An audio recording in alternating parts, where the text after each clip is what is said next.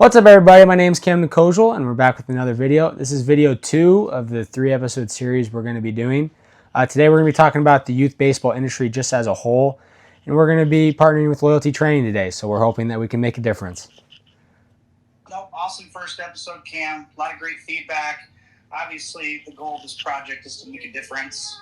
I feel like this topic is going to hopefully open some eyes and make a difference, kind of those do's and don'ts that you discussed. Mm-hmm. You know, one thing I would really like the audience to hear, and it's a stat that you and I both found and a big motivator for this topic. Last year, $2 billion worth of youth sports injuries, ages 14 and under. Obviously, that's a problem. Obviously, there are reasons for that, and hopefully we can address some of those reasons today. And the big thing I want to ask you, because you have a unique perspective, you know, you're not that old. How old right now? I forget. I'm 20 years old right now. Wow. So, again, sometimes I forget that. So, again, this is unique because you're not that disconnected from the high school and youth scene. But at the same time, it's already changed so much since you've played, let alone 10, 15 years ago. So, obviously, capitalism probably one of the, if not the biggest driving factor in today's youth sports model, whether it's for good or bad. That's what I'm curious to know from you. What are kind of the do's and don'ts? What do you see today, and what's your perspective from that, larger scope? Yeah, so I think just kind of the quick do's for me, and this is something I always advocate for, is I think you should be playing multiple sports and doing that all year long. You should be playing multiple sports, becoming more athletic, and becoming a more robust athlete. I think you need to develop the body and just don't showcase how much you suck when you're young. So when you're young, instead of worrying about showcases, what you need to be doing is you need to be developing your body ready to be a college athlete and eventually a pro athlete. And then you'd be doing work on your own. That's always a do I'm going to advocate for. And then Boyle, Cressy, Fritch all advise playing multiple sports. So the big guys in these industries, in youth sports and in youth training and youth development, they all advise kids to play multiple sports. So I think those are kind of the quick do's that I always have. And then the don'ts. I think the biggest don'ts I have is you should not specialize. So, of course, play multiple sports. They're all year long at max intent. That's a don't. Another don't is play more games than you practice. Another don't.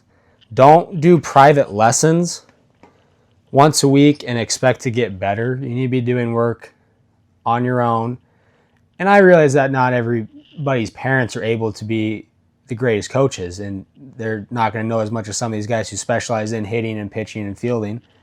But when you go and do that lesson once a week, you need to be taking that stuff that you've learned in that and implement it the whole week and be doing stuff on your own. So I think those are kind of the quick don'ts that I have and that I kind of see in the youth baseball industry. So I guess those are Cam's do and don'ts.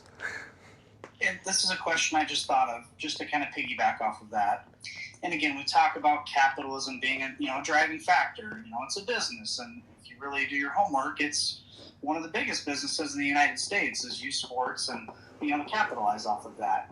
But you kind of have this mindset of chasing your neighbor, doing what your neighbor does. And did you feel growing up that you had some of those situations where it was, hey, I see athlete X, Y, and Z that I maybe look up to or compete against doing this, and this?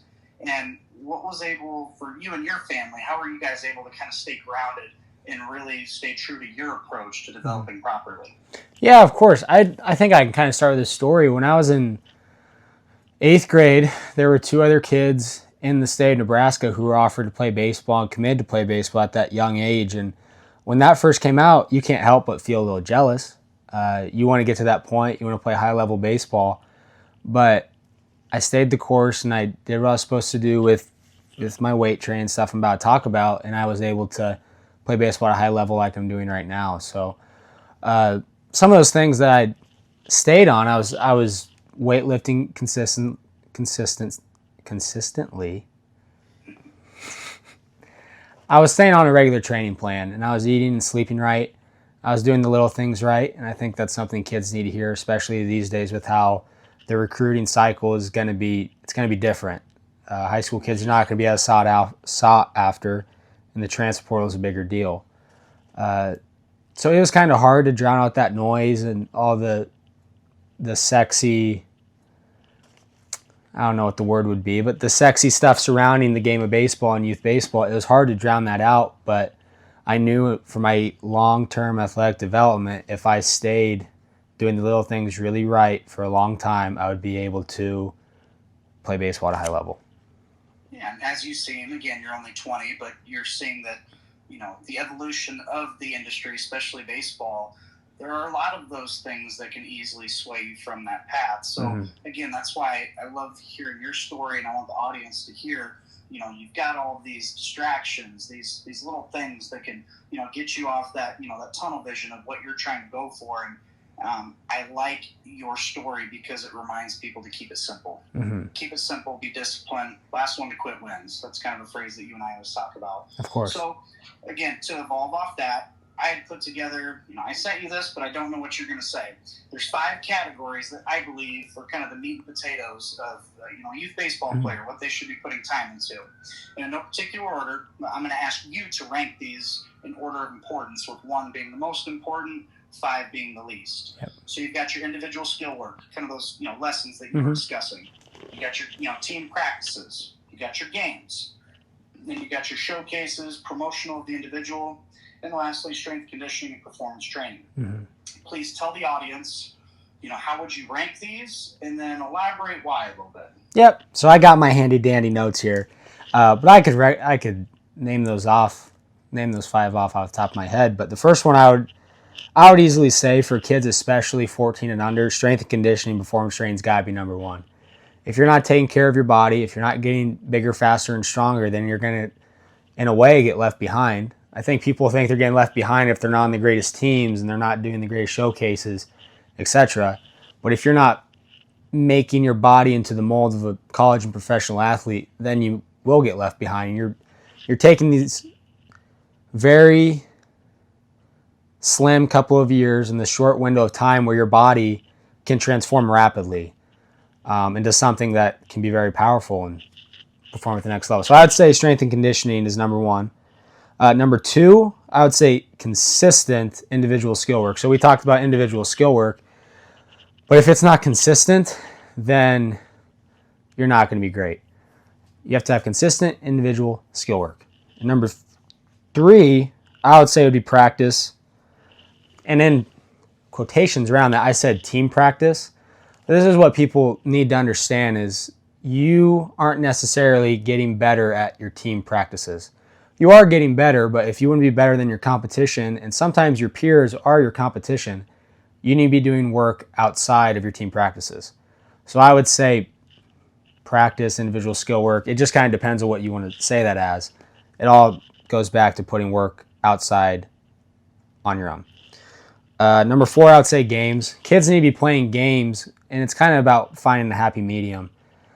You can't play 10 games a year. You can't play 10 baseball games a year because it's a skill sport you need to be playing, but you don't need to be playing 100 games a year when you're 12 years old, because that just gets into overuse, and you can go down a rabbit hole of that with kids getting injured. But it's kind of about finding that happy medium. And if you're worried about what that happy medium is, you usually go on the lower end, because what that does for the family is it saves money.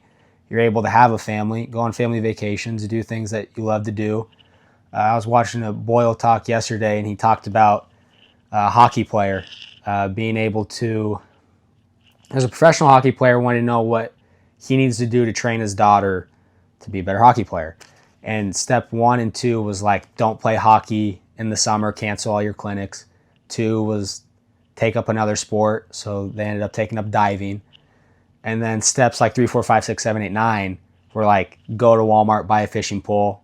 The next step was go fishing, etc. So it's kind of building the well-rounded person too, and the well-rounded athlete.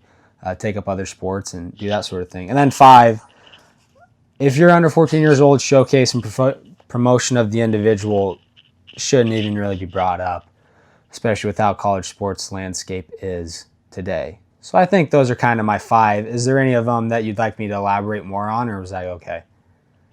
No, that was great. Obviously, you're biased towards going to buy a fishing pole. We all know that. The one that this gets brought up a lot, and I don't know if I necessarily have the answer to it exactly, because again, it's always changing. I'm a big believer in adapt or die, but you mentioned a certain number of games that you should be playing, a year. And I know that again, capitalism drives this. So I'd like you to talk about this one just a little bit more. The seasons are getting longer. There's more games being played, less practices. And I'm going to revert back to that stat that we opened up with. $2 billion towards youth sports injuries, ages 14 and younger. I have to think that there's a correlation to that. Now, again, this is subjective. What's your opinion on that? And what would you advise to a 12, 13, 14-year-old as far as, kind of ballpark how many games they should be playing a year? Yeah, so like your point is, capitalism's going to be driving this. They're not nonprofit organizations and nonprofit teams. It's clubs now. It's club sports. And they're all making money.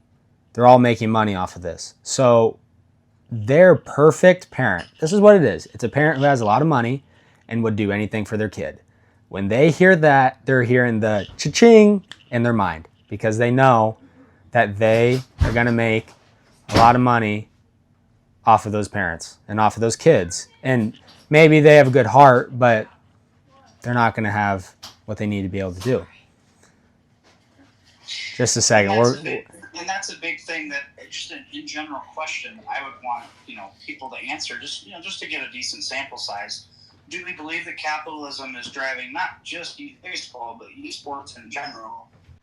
Yeah, I would say the answer is obviously yes. You have to look at these clubs and these teams and these organizations. You just have to know they're not nonprofits. They're not putting all their money back into the kids necessarily. People are making money off of these teams. So you just have to go about that the right way, and you have to know the happy medium of how many games your kids need to be playing. I think the most games I ever played in youth baseball a year was probably 50 games. I think that was the most. And I mean, I think I had a very happy childhood playing youth baseball, but I think that was probably the most amount of games I ever played. Well, again, we're not here to offend people. We're here to just be honest. And again, I'm going to talk about this phrase, you don't know what you don't know. You've had a good career. Yes, you're 20. You're just old enough to have a front row seat to see the change, but you're not that far disconnected to be like, hey, I was just there. Well, guys, this is what I did. I'm not saying you have to do it, the same exact way Cam did, but you definitely don't want to have the exact opposite approach. I wouldn't advise that to anybody, and I'm sure you wouldn't either.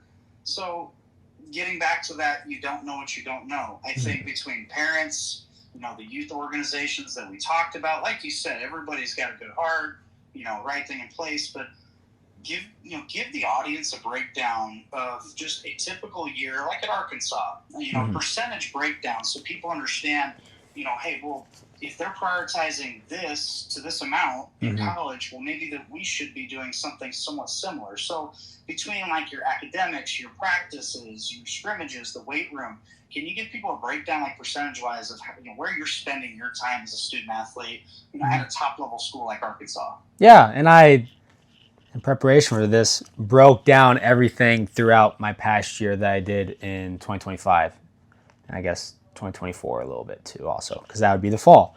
So I would say the most time I spent as a student athlete, we're going to exclude academics for this part. And that's okay, because we're going to focus on the athlete here. Which student athlete? You're a student, of course, but we're going to talk about athletically what I spent most of my time on. So I would say around 30% of my time was focused on strength and conditioning and performance training. And that could be anything from primer lifts before games. Every game I would do a primer lift. Off-season lifts in the fall and winter. Yoga, mobility. That was almost every day. That took up about 30% of my time. Number two, I have to say 25% of my time was individual skill work. That was me waking up with Carson Willis and a couple other guys doing ground balls and stuff in the morning in the fall. That could be spending time in a cage by myself or maybe with a couple other teammates. That was me taking initiative and going and doing something on my own, maybe with one or two teammates to make up my individual skill work. 20% of my time was spent on games. We played upwards of 60 games, I think, this season at Arkansas. We made it to the College World Series in Omaha. And then you have to account for the games you played in the fall and then also in the early spring. So if you account for all of those, I would say around 70 or 80 games. And I'd say that was about 20% of my time. Number 4, practice. And I'm going to say this as team practice. I'd say it's about 20%. As a college athlete, you're practicing every day. At Arkansas, we were fortunate enough on some Sundays we were off just because that's what the coaching staff felt was best for us as development of people, and I really appreciate that. But other than that, you're having a team practice about every day, and because that's what you're doing. You're playing sports in college. And then number 5, for the showcase promotion part, that still kind of happens at the college level because now what you're doing is you're quote-unquote showcasing for professional baseball. And then promotion, I don't know, maybe that can be media stuff or just kind of that realm, the media, the meetings with professional teams, maybe doing some testing for professional teams. I would say that was only about 5% of my time. But yeah, I'd say that was kind of a breakdown of my year in percentages for people listening. So just out of curiosity, because I do not know the answer to this, so I might be putting my foot in my mouth, but the highest percentage of time out of those categories was what? Was strength and conditioning performance training. What was number 1 on your priorities of the categories? Strength, conditioning, performance training. And I think that lines up very well. Cam, have you ever been hurt? There was only one injury, if you even want to call it an injury, and I had an ankle sprain my freshman year of high school during our fall football scrimmage at Millard South. Other than that, I have never been injured. Knock on wood. Let's knock on wood there, but I've never had a broken bone, never had a surgery, never tore anything. And I think that's just a statement to playing multiple sports and doing things the right way and going about weightlifting and speed training and mobility and taking care of your body and doing extra stuff on that end to be able to play this game for a long time. Yeah, I truthfully did not know the answer to that, and it's funny kind of how that goes full circle like we talk about, right? Mm-hmm. So last 2 points here, and again, I'm going to sound a little bit like an old head, but we're in this, this kind of bothers me, but whatever. We're in this age of, throw gas and hit bombs. Mm-hmm. Well, you're playing at the highest level of college baseball, obviously professionals right around the corner. What is your viewpoint on this, and how much do those 2 things really matter in the grand scheme of high school and college baseball? Yes, of course, and that's kind of a term that's thrown around now. Throw gas, hit bombs. And this is what I'll say about it. If you do throw gas and you do hit bombs, you will get an opportunity to play, but I don't necessarily think you will play a long time. And I think a story to kind of back that up is some of the most athletic guys I've ever played with, some of them are done playing baseball, and the highlight of their career was winning a Super NIT in Des Moines at 12 years old and then maybe going to Disney World and playing in a tournament. And now they're not even playing baseball anymore. Some of the best high school players I've known just from around the country, some of them are so injured right now that they're having a hard time even playing at their colleges. But I would say if you do throw gas and hit bombs around this age, you will be able to find an opportunity at the next level. But what really is that opportunity to succeed in this game? You have to be able to play the game and not showcase the game, if that makes sense. Absolutely. Yeah, some of our most athletic guys at Arkansas, they didn't see the field very much this year. And that other school is just because you got to be able to play the game. But yeah, I'd say that's my answer to that question. Okay, curious. I don't know the answer to this, but you're getting ready to play a game at Arkansas. You've got pregame BP. What's your first round in the cage? What's the mandatory? Hey, before we get into gap to gap rounds or anything like that, what is the first thing you do? First thing I do is I bunt. So. I guess that wasn't a very sexy answer, but first thing I'll work on my bunts. I'll work on a drag bunt and push bunt. And then everything in BP for the most part is I'm trying to hit balls with backspin right over the shortstop's head. And I say right through the shortstop's face. Like I'm trying to hit balls through the shortstop's face as a left-handed hitter. And that's on a normal day, but say we're facing a guy with a high carry fastball, which a lot of guys are these days. I'm not trying to manipulate things to the backside of the field. I'm trying to put things off the batter's eye or off the Baum-Walker Stadium scoreboard in right center because that enables you to get the head out a little more and not be late on those type of pitchers. But I'm bunting my first round. Hey, that's kind of why I asked that. I feel like I knew the answer, but that's just something I wish people would prioritize a little bit more, because that will come back to get you if you are not prepared and you don't know how to play small ball. Yep. So last one, and this is a tough one because, I see both sides of it. You don't know what you don't know. You even talk to college coaches, and they're trying to figure out the new legal precedent, transfer portal, NIL, what in the world is going on. So with everything going on, you're in college right now, so you have a very unique perspective. You're right there. Recruiting, this is a big deal. I mean, it's to the point where recruiting is just as important, if not more important to some people than championships, which, whatever, it's subjective. But how do you feel that families are misplacing their energy as far as being recruited, between the capitalism, the industry evolving, legal precedent? How can you help paint a clear picture for them on this topic and just increase their knowledge about, hey, this is what this is now. It wasn't what it was a few years ago, so you have to have a different viewpoint of it.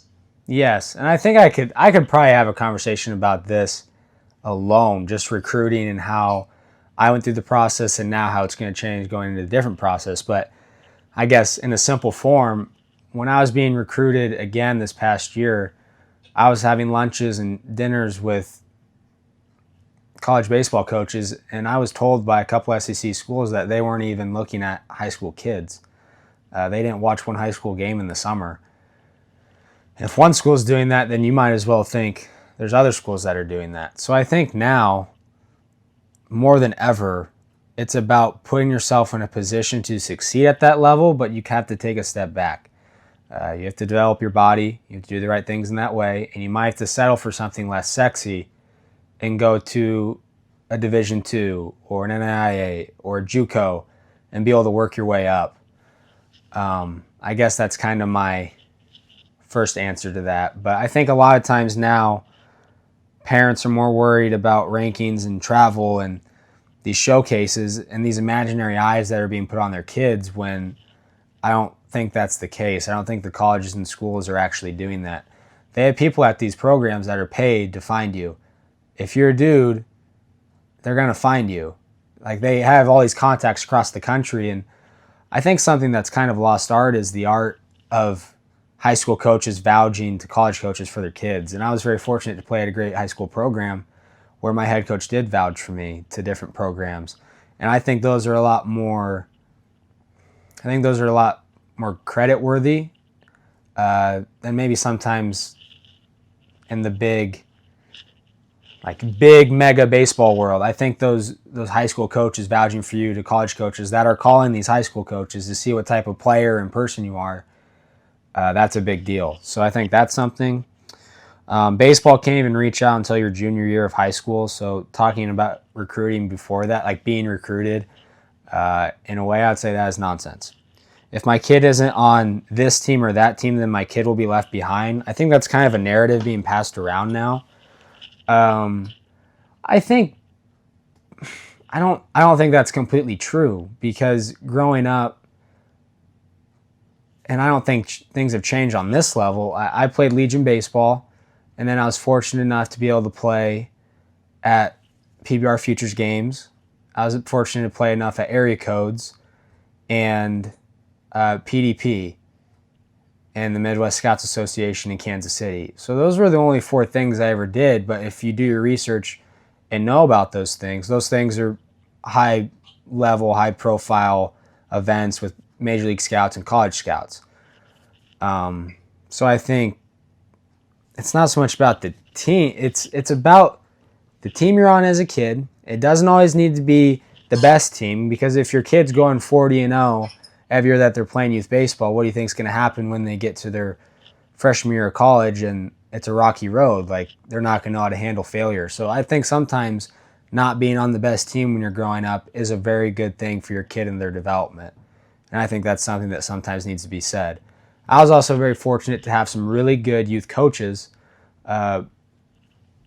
that were in professional baseball. When I lived in Kearney, or by Kearney, I had a coach who was in professional baseball. And when I was here in Omaha, one of my youth coaches played professional baseball. So they really knew what they were doing.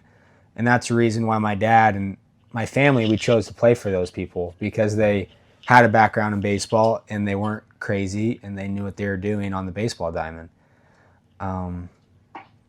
If you aren't eating, sleeping, or training right, I don't think you need to worry about college sports at all. Because if you're not doing those things right, then how do you expect yourself to do those things right at college, or how do you expect a coach to trust you going to the next level? And I think kind of my last kind of remark about this is I think kids are fed a lot of ice cream growing up in the baseball world. Now it's saying about how good they are and their rankings and their travel ball team and this and that and etc. Then they're fed so much ice cream, sometimes they need to be fed more crap. They need to go through the ringer a little bit. They need to understand what the grind is. They need to be in a consistent weightlifting program. They need to be putting extra work on. They need to be putting consistent individual skill work on themselves, and they need to be eating, sleeping, and doing the right things off the field and in the classroom. So I guess that's kind of my final remark is if you want to help out your kid, maybe put them through the ringer a little bit and make them not suffer, but make them suffer and do things the hard way. No, I think that's a great way to summarize everything as far as the topic. I think that's a big thing that I'm hoping that parents, take from this is, kind of that you don't know what you don't know. Well, this guy on the other end of the phone, he knows. He's been through it. You've got younger siblings even, so you're seeing them go through it and having that front row seat. So I encourage them to listen to this. Could I tell a story about one of my siblings? Absolutely. Okay, so I have a younger sibling named Drew Kozeal, and he's going to be a sophomore at Millard South. Growing up, Drew was not an athlete. We'll just put it that way. He was kind of awkward, stumbly, not strong, more of an outdoors kid, liked to hunt and fish, but didn't really enjoy sports as much as me and my brother Carson did. But what Drew started doing is he started consistently weightlifting and sprinting with my dad in the programs he was running, which is very similar to what they do at Loyalty, is they're able to develop kids in their bodies. And Drew took that upon himself, and he started eating right. He started lifting, he started sprinting, he started doing these things right on a very consistent basis. And these past couple of weeks, he ran a 40, and he ran the third or fourth fastest 40 at his high school program as an incoming sophomore. And this is a football program in the state that is going to have a lot of dudes play college football at a very high level and make some money, because there's a lot of money in football right now. And Drew ended up being a Division I football player because he did things the right way, and he ate, slept, and trained really hard, and he transformed his body into something now where he's a machine. So I think that's kind of a testament to just kind of going through the grind and being able to transform your body into something now to where he's going to be able to have a chance at being recruited and hopefully have a long football career. Well, what I'm hearing from you is keep it simple. Don't try to reinvent the wheel. Yes. That's great. I hope listeners can take that and apply it to their journey or their kid's journey, whatever it may be. Take something from this, and hopefully we can make a dent in that $2 billion stat that we opened up with, because obviously that is very glaring and eye-opening. Yes. This has been great. Looking forward to episode 3. Thank you for your time. Thank you for the audience's time. And as always, if anybody has any questions, feel free to ask away in this post. Yes, perfect. I would love to answer any questions. Awesome. Well, you take it easy, Cam. Perfect. Thank you so much.